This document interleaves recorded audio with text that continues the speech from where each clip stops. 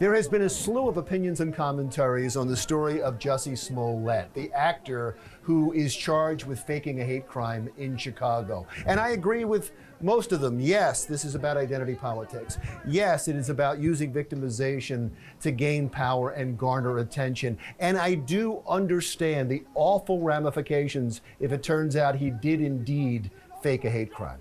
But I want to deal specifically with the media reaction to this story, which is, in a word, embarrassing. Because the Smollett story smelled rotten from the beginning. For instance, anyone who has covered crime in Chicago, like I have, the idea that there were two men in Make America Great Again hats in Chicago with a noose looking for a black man to attack doesn't ring true. Trust me, in Chicago, the MAGA hat people with a noose are in much more danger of being viciously attacked than anyone else. And even though the media should have been thick with skepticism about the Smollett story, which is their job, by the way, they gave the actor exactly what he wanted: attention and adoration, including this fawning interview, an exclusive on Good Morning America with Robin Roberts. I still want to believe, with everything that has happened, that there's something called justice. Because if I stop believing that, then what's it all for? Thank you, Jussie. There was no probing, no questioning of the story by Robin Roberts or many in the media. Why? Because they wanted the story to be true, because it fit their own particular bias. To many in the media, the MAGA hats perfectly and poetically symbolize the cherry on top of a perfect story. And for some reason, if you think that I am biased in my opinion of the media coverage, if you think there is not a prevalent media bias, don't take my word for it. Take Lara Logan's word for it. The former 60 Minutes correspondent points out that 85% of journalists are registered Democrats, and that absolutely infects their coverage.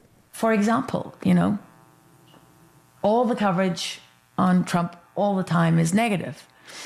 There's nothing, no mitigating policy or event or anything that has happened since he was elected that is out there in the media that you can read about, right?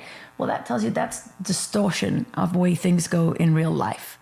And if for some reason you don't want to take Lara Logan's word for it, how about Jill Abramson, former editor of the New York Times? In her new book, Merchants of Truth, she writes that the New York Times is unmistakably anti-Trump. She goes on to say some headlines contained raw opinion, as were some of the news stories that were labeled as news. This, of course, isn't new. It's just been allowed to fester and grow.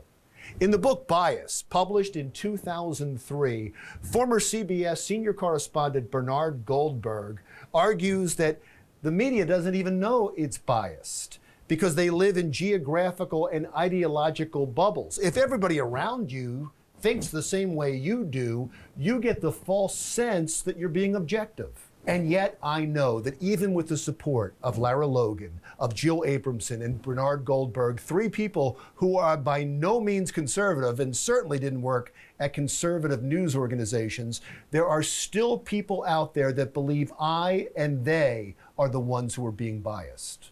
What about Fox News and other conservative news outlets, you might ask? They're biased too, and you are absolutely correct. But understand that they were born from a long-standing liberal bias in the media.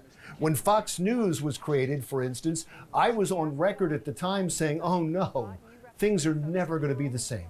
And I was right, because now we look to news organizations that allow us to be closed-minded, that play to our pre-existing bias and mock those who disagree with us. With no honest arbiters of the truth, we make ourselves susceptible to the Jussie Smolletts of the world, and so does the media. The ugly and inept Smollett case just exposed something that was happening in the media for a long time now, from both the left and the right, where the media reports what they hope is true and not necessarily what is true. I'm Larry Menti. We'll talk again soon.